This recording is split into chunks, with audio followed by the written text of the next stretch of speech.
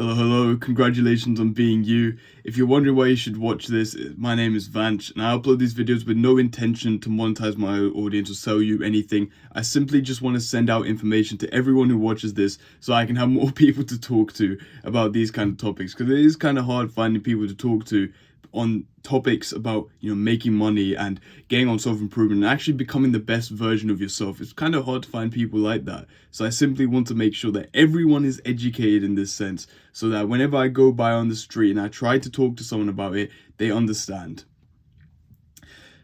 And I know that this video that you may have clicked on might be a little bit out your caliber. You might be thinking, oh, it might be a difficult watch. Like, there's no flashy, there's nothing, anything like that. And it's going to be a long watch. But I guarantee that you learn something that could possibly be life-changing in this video. So the topic I'm going to be talking about is how getting rich quick is possible, but it doesn't coincide with getting rich easy. That's a mistake a lot of people make, is that they think that getting rich easy and getting rich quick are together. Because, when you hear quick, you think, oh, it should be easy. Like, you can't have difficult and quick at the same time. If it's difficult, it has to be long. Well, that's the misconception. So in the book that I've been listening to, this is the first time I listened to an audiobook. It's The Millionaire Fast Lane by MJ DeMarco. And I'm pretty sure you may have heard this, especially if this video ended up on your For You page. And the concept that he talks about is that the getting rich quick is very, very possible.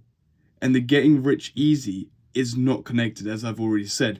And the way that he described it was that you have to spend years working on something to help you leverage your output so that you can make money quicker, but you've spent the first few years building that foundation. So the story he talks about is that there was a Egyptian pharaoh, king of Egypt, and he had two sons.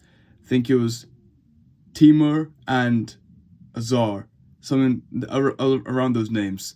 And I can't remember which brother did which, but I'll kind of just fill in the gaps. So Zar was determined to build this pyramid. So both their fathers, damn, I can't speak today, I'm very sorry. So both their father, he's the father of both of them, demanded that they both build a pyramid, and whoever built the pyramid first would be granted kingsmanship. So they would become king and they'd have the riches of a lifetime. Azar decided that he was going to absolutely destroy his brother Timur in this building competition to build the pyramid. So he got to work. He instantly started laying the foundation, laid out the squares and everything. He got it all done. Within the first year, he had the foundation ready. He looks over to Timur's land and it's empty. And he's thinking, he's scoffing. He's like, oh, I'm obviously going to win this. This is going to be so easy. He goes over to Timur and asks him, like, what are you doing? You're wasting so much time. And Timur is building this kind of apparatus, like trying to design it, trying to make it ready. And Azar's gone in and he says, you're wasting your time. Like, you're going to do nothing. And your father will be so angry with you. He's going to imprison you, put you in the dungeons. And Azar simply just tells him, you build your pyramid. Timur tells him, you build your pyramid and I'll build mine. And he leaves it at that. Azar scoffs, walks away, goes back to building his pyramid. But you see, this is where he comes across a problem. The problem was building onto the second level, bringing the bricks from the bottom level to the foundation on top of it to start building on top. It required a lot of strength to do that. It was really, really difficult. And he couldn't do that without anything that could help him. So he thought, maybe if I got stronger, I could lift these stones and put them on top of the foundation. So he goes and hires the strongest person in Egypt. But notice the extra rule was that they couldn't use anyone to help them. So he asked the strongest person to train him to become stronger. So he trains him and Azur becomes stronger and stronger. And then maybe he can lift one stone and put it on top. And that lifting of one stone took him 3 months. 3 months. And 2 years go by, 3 years go by, 4 years. Timur is still done nothing. Azur has maybe lifted 3 or 4 stones onto his foundation. So he's done a lot more work and he's thinking, I'm way ahead of my brother. I'm obviously going to win this. I could do this in another 30 years at this pace. I'll get it done and I'll get kingsmanship. Timur comes out a couple years later, maybe 5 or 6 years later, with his apparatus. It's a massive, massive apparatus ready near where he's going to build. All the crowd that was watching Azur before go over to Timur, and they see that as the apparatus grabs and moves the stones into place, one by one. And what took Azur a year took Timur a week. And then it got to the second foundation where things got even more amazing. What took Azur 3 months to do, it took Timur a couple of days. And the foundation was built way sooner. And within 8 years in total, Timur was done.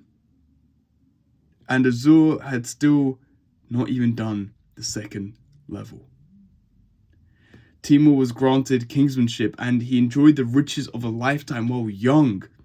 While Azur kept working and working and working, thinking that if he got stronger and worked harder, he would get the riches that he wanted.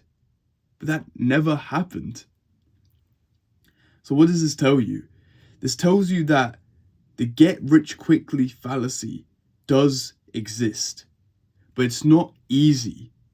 You see, you can't go along and do the whole difficult run, David Goggins everything, expect to get to your riches. That works in certain aspects, but when it comes to really be entrepreneurship, really trying to be creative and innovative, you have to think out of the box.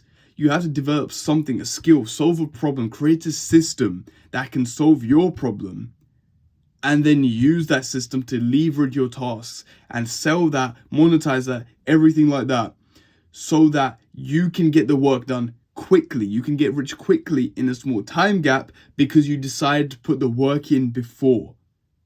That's the idea. That's not easy. People don't want to do that because people always want the micro rewards, right? You want the micro reward that, oh, I moved the stone, I did this, I've been working hard, this and this. But the person who can go the longest without the fucking micro rewards, who can work the hardest and keep building that foundation for longer and longer and longer, is the one who eventually get rich quick, get rich overnight. It's because they put in the work before.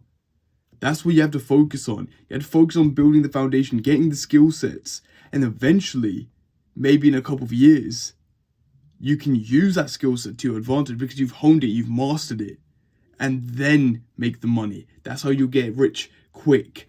And when you think in like the entire time input versus output, you will make more money for spending the first 5-6 years on just building the skill, because in the short amount of time after that, you will make your money instead of making small increments every single year. It's a weird concept to understand. What you'll notice is that it actually coincides with a lot of self-improvement advice. That's the thing with any sort of culture. There's so many contradictions. You have to make your own plan, have your own agency, have your own ideas, and then work towards that. If you think it works and you've done the math and you've done the calculations, the problem solving, you think it works, then you work it. You keep working at it until you get it done. Get rich quick can happen, and it can happen for anyone, you as well. But it's just about putting in the effort to build the foundation first and then working towards the thing that's matter.